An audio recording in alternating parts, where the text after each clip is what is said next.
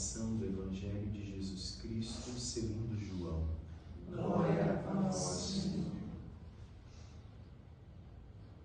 Naquele tempo, disse Jesus aos fariseus: Eu parto e vós me procurareis, mas morrereis no vosso pecado. Para onde eu vou, vós não podeis ir. Os judeus comentavam: Por acaso vai se matar? Pois ele diz: Para onde eu vou, vós não podeis ir. Jesus continuou: Vós sois daqui de baixo, eu sou do alto. Vós sois deste mundo, eu não sou deste mundo. Disse-vos que morrereis nos vossos pecados, porque se não acreditais que eu sou, morrereis nos vossos pecados. Perguntaram-lhe, pois: Quem és tu, então? Jesus respondeu: O que vos digo desde o começo. Tenho muitas coisas a dizer a vosso respeito e a julgar também, mas aquele que me enviou é fidedigno, e o que ouvi da parte dele é o que falo para o mundo. Eles não compreenderam que lhes estava falando do Pai. Por isso Jesus continuou: Quando tiverdes elevado o Filho do Homem, então sabereis que eu sou e que nada faço por mim mesmo, mas apenas falo aquilo que o Pai me ensinou. Aquele que me enviou está comigo. Ele não me deixou sozinho, porque sempre faço o que é do seu agrado. Então enquanto Jesus assim falava, muitos acreditaram nele. Palavra da salvação. Glória a vós, Senhor.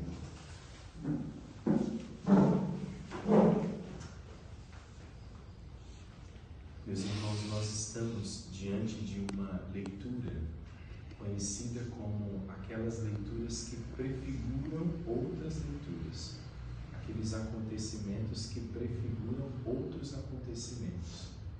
Então, na primeira leitura do livro dos Números, nós vemos essa cena do povo que é mordido pelas serpentes no deserto, e então Moisés pede para que se faça uma serpente de bronze.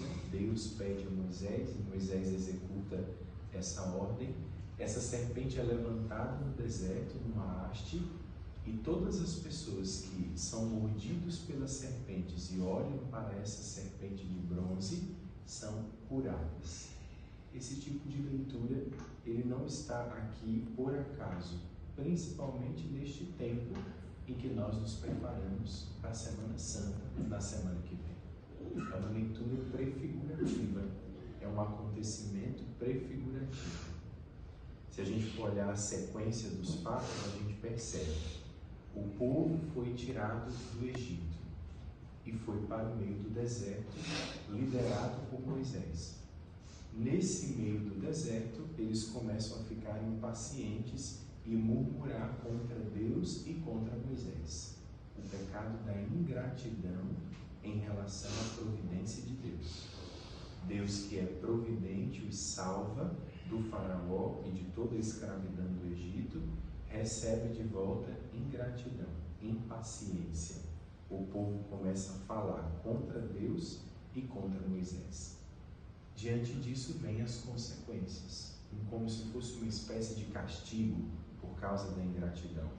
Surge no deserto as serpentes, e as serpentes começam a morder e matar o povo. É a consequência do pecado da ingratidão. Mas o castigo rapidamente se torna misericórdia, porque o povo clama a Moisés arrependido, pede ao Senhor que nos livre dessas serpentes, e o Senhor Deus, que é bondoso, que não é um Deus castigador, mas é um Deus misericordioso, escuta o clamor de Moisés e pede então que se construa a serpente.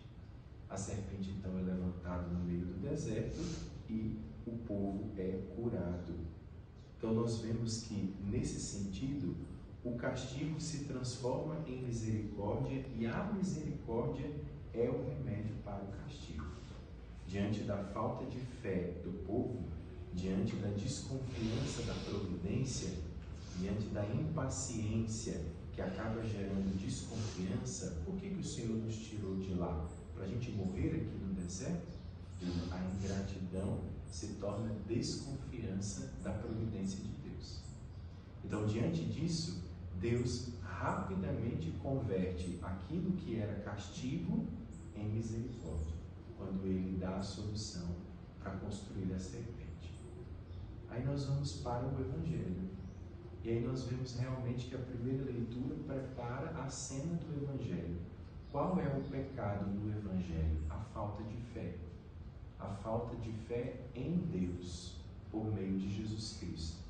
Jesus começa dizendo: vós sois deste mundo, eu não sou deste mundo. Vocês morrerão nos vossos pecados, porque não acreditam que eu sou. Vocês não acreditam em Deus que atua em mim. Vocês não acreditam que eu sou o Filho de Deus. O pecado do Evangelho é um pecado semelhante ao da primeira leitura. A falta de fé, a dureza do coração, a resistência do coração em relação à salvação oferecida por Jesus. Os judeus foram aqueles que Jesus mais pregou e mais tentou convencê-los da salvação que estava ali posta para eles. E eles foram os que mais resistiram. Aí Jesus diz: quando vocês elevarem o Filho do Homem, então sabereis que eu sou, e que nada faço por mim mesmo, mas apenas falo aquilo que o Pai me ensinou.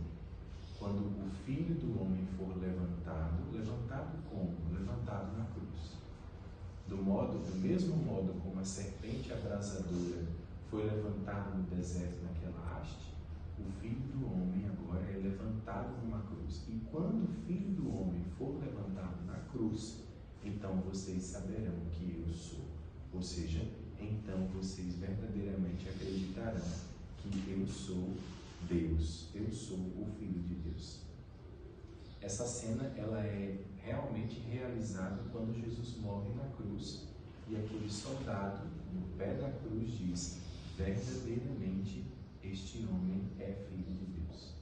Ele proclama isso. E a voz do soldado é a voz de todo o povo. Então nós vemos uma leitura que prefigura a outra. Cristo agora é levado na cruz, é remédio para o castigo do pecado da falta de fé, do pecado da ingratidão, do pecado do fechamento do coração. Os fariseus resistem ao grande eu sou. Eles só vão acreditar na cena da cruz. Jesus convida o tempo inteiro a fé, essa fé que eleva o homem. Jesus convida esse povo o tempo inteiro a acreditar que Ele é a salvação. É a mesma coisa que Ele faz conosco nesse tempo. Nós precisamos também nos colocar na leitura para saber aonde estamos nós. Nós somos o povo que verdadeiramente acreditou em Jesus Cristo e que tem Jesus Cristo como seu Senhor, como seu Salvador. Para nós, Cristo é o eu sou mesmo? Ou nós somos ainda como esses fariseus, que somos daqui de baixo? Jesus diz: vós sois daqui de baixo, eu sou do alto. Vós sois deste mundo, eu não sou deste mundo. Aqueles que verdadeiramente acreditam em Jesus como seu Senhor e o seu Salvador, e não só acreditam, mas vivem como realmente quem acredita, não são deste mundo. Não somos daqui, somos do alto. Então, esse período de Quaresma e essa última semana de Quaresma, ela serve para que a gente coloque a mão na nossa consciência também e perceba onde nós estamos nessas leituras. Nós somos um povo que já acredita, que já segue e que já busca configurar a nossa vida, a vida de Cristo, ou nós ainda somos como o povo do deserto, que se impacienta com as intempéries, as dificuldades da nossa vida, ou nós somos como esses fariseus que ficam o tempo inteiro ali provocando Jesus, provando Jesus, querendo que Ele dê provas do seu poder, que Ele dê provas da sua divindade, da sua misericórdia, do seu poder de fazer milagres na nossa vida. Quem somos nós?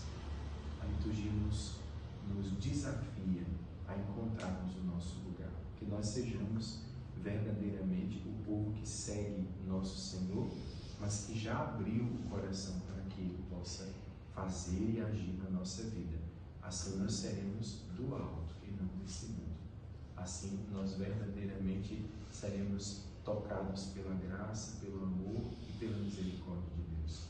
Quando o Filho do Homem for elevado, que nós não acreditemos naquele momento, mas quando Ele for elevado, que nós estejamos lá, como aquele soldado no pé da cruz, acreditando, como a Virgem Maria, como São João, ali aos pés da cruz, acreditando que ali está o nosso Senhor, o nosso Salvador, que disse que no terceiro dia iria ressuscitar, as testemunhas da ressurreição. Que pela intercessão de Nossa Senhora, nessa última semana da Quaresma, nós possamos verdadeiramente fazer a nossa profissão de fé e declarar a nossa confiança em Jesus Cristo, o grande Eu Sou, Deus da nossa vida,